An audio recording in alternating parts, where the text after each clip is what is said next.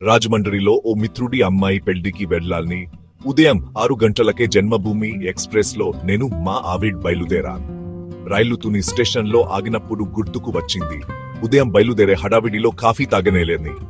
Platform మీద వెళ్తున్న coffee వాడిని పిలిచి 2 కాఫీలు తీసుకుని మా ఆవిడికి ఒక కప్పు అందించాను. కాఫీ ఓ గుక్కకు చప్పరించి, బావుందోయ్, ఎంత అంటుంది. జేబులో పర్స్ తీసి చూస్తే అన్ని 200 రూపాయల నోట్లే. 20 రూపాయలు సార్, చిల్లర లేదా సార్? అప్పటికే రైలు బయలుదేరింది. వాడు చిల్ల తీసేలోగా రైలు స్పీడు అందుకుని ప్లాట్ఫారం దాటేసింది. అందులోనూ మాది ఇంజన్ పక్క కంపార్ట్మెంట్ అవడంతో వాడికి పరిగెత్తే అవకాశం కూడా లేదు. పాపం కాస్త దూరం పరిగెత్తినా ప్రయోజనం లేకపోయింది. చిల్లర ఉందో లేదో చూసుకోకుండా కాఫీ తాగడం నా బుద్ధి పొరపాటే అనిపించింది. ముందు చిల్ల తీసుకుని తర్వాతే హామ్. ఎందుకో నాకా మాటలు రుచించలేదు. సరే, వాడు చిల్లర ఇచ్చిన తర్వాత మన నోటు వాడి చేతిలో పెట్టేలోగా రైళ్లు కదిలిపోతే అప్పుడు వారికే నష్టం ఉండదు. మీలాంటి వారులను వారి పైన చదువుతారుగా, చివరికి లాభాల్లోనే ఉంటారు. అయినా మాత్రం మనిషి మీరు నమ్మకం ఉంచాలి. పాపం ట్రైన్ బయలుదేరి పోతే వాడేం చేస్తాడు? మన డబ్బులతోనే వాడికి జీవితం అయిపోతుందా? వాళ్ళు ఇలాంటి అవకాశం కోసమే ఎదురు చూస్తుంటారు. మీలాంటి మాలోకాలు 4 తగిలితే చాలు, ఆ రోజు గడిచిపోతుంది. నేనేం మాట్లాడలేదు. అయినా వారు మీలా సుమాషితాలు చదవలేదులేండి. రైలు బాగా స్పీడ్ అందుకుంది. అన్నవరం స్టేషన్ కూడా దాటేసింది. డబ్బులు తిరిగి వస్తాయనే ఆశ నాలో కూడా సన్నగిల్లింది. మనుషుల మీద నమ్మకం, జాలి ఉండవలసి వాటి కన్నా ఎక్కువగా నాలో ఉన్నాయనే నిశ్చితమైన అభిప్రాయం మా ఆవిడ్లో ఉంది. చాలా విషయాల్లో చాలా సార్లు నేను తన ముందు ఓడిపోవడం, చివాట్లు తినడం అలవాటైపోయింది.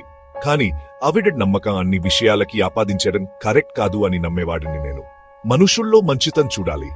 వారిలో చెడు ఉంటే అది వారు పెరిగిన వాతావరణం, పరిస్థితులే కారం అనేది నా నమ్మకం. మంచి చెడు పక్క పక్కనే ఉంటాయి. అవకాశాన్ని బట్టి మనిషి వాటిని వాడుకుంటారని ఎక్కడో చదివినా కొటేషన్ గుర్తుకు వస్తూనే ఉంటుంది. అందుకేనేమో చాలాసార్లు ఓడిపోయినా సరే నా అభిప్రాయాల మీద నమ్మకం సడలేదు. ధర్మం కనీసం 4వ పాదం మీద ఉందనే ప్రగాతమైన విశ్వాసం నాలో ఉంది. పోనీలెద్దు పేదవాడ్రు మన డబ్బులతో వాడ్లు మెడ్లు మిద్దెలు కట్టేస్తారా? ఆవిడ్ మాట్లాడకుండా మౌనంగా ఉండిపోయి నాకు మర్యాద ఇచ్చింది. ఇక ఆ సంభాషణ పొడిగించాలని అనిపించలేదు.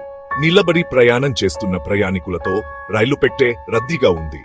బయట పరిగెడుతున్న పొలాల్ని చూస్తూ కూర్చున్నాను. అప్పటికే తోటి ప్రయాణికులు వారి వారి ఆలోచన కోణాల్లో నన్ను చూస్తున్నారు.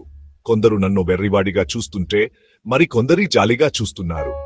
ఉచిత వినోదం, కాలక్షేపం బావుందిలే అని కొంతమంది ముసిముసి నవ్వులు చిందిస్తుంటే ఏం జరుగుతుందో ఎదురు చూసే వాళ్ళు కూడా లేకపోలేదు. రైలు పిప్పాపురం దరిదాపుల్లో ఉంది. నెమ్మదిగా అందరి చూపుల కోణాల్లోంచి బయటపడ్డాను. సార్, 2 కాఫీలుకి 200 రూపాయల లోటు కదా ఇచ్చారు. ఒక్కసారిగా ఆనందం వేసింది. కాని ఆ కుర్రాడిని చూడగానే మాకు కాఫీ ఇచ్చిన వ్యక్తిలా అనిపించలేదు. అతను మధ్య వయసులో ఉన్నట్టు లీలగా గుర్తుంది. అవును బాబు, నేనే ఇచ్చాను. చిల్లర తీసుకునే లోపే రైలు బయలుదేరిపోయింది. కాని నీ దగ్గరమేం కాఫీ తీసుకోలేదే. అవును సార్, కానీ తుని స్టేషన్ లో కాఫీలు తాగింది మీరే కదా సార్. అబద్ధాలు ఆడవలసిన అవసరం నాకు ఎలోజా. కావలిస్తే ఇదిగో ఇక్కడున్న వారిని అడుగు. అబ్బే, అదేం లేదు సార్. నేను పొరపాటు చేయకూడదు కదా, అందుకే మరోసారి అడిగాను. వాళ్ళు బాయినండి. ఆ కుర్రాడి వైపు ఆశ్చర్యంగా చూశాను. నా మనసులోని సంచయం కూడా అర్థమన్నట్టుంది. రోజు 1-2 ఇలాంటి సంఘటనలు జరిగేస్తూ ఉంటాయండి. తునిలో రైలు ఎక్కువసేపు ఉండు కదండి. ఆ కంగారులో చాలా మంది నోటు ఇచ్చి చిల్లర తీసుకునే లోపు రైలు కదిలిపోతుంది. అందుకే నేను రైలు ఎక్కి రెడీగా ఉంటానండి.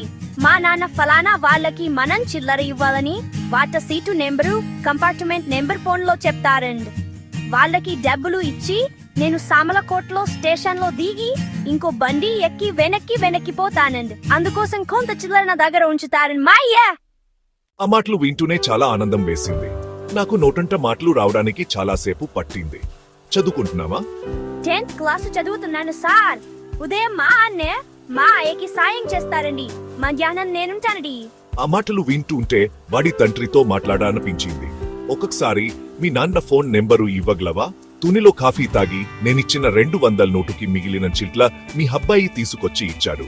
నిజానికి మిమ్మల్ని అభినందించాలని ఫోన్ చేశాను. మీ పిల్లలకి చదువుతో పాటు అంతకంటే ముఖ్యమైన నీతి నిజాయితీలను నేర్పుతున్నారు.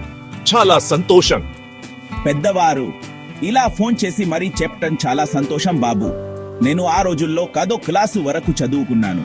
అప్పట్లో నీతి నిజాయితీల మీద చిన్న చిన్న కథలు చెప్పేవారు. పుస్తకాల్లో కూడా అలాంటివే ఉండేవి. వాటి వలననే మంచిది చెడు తెలుసుకున్నాను.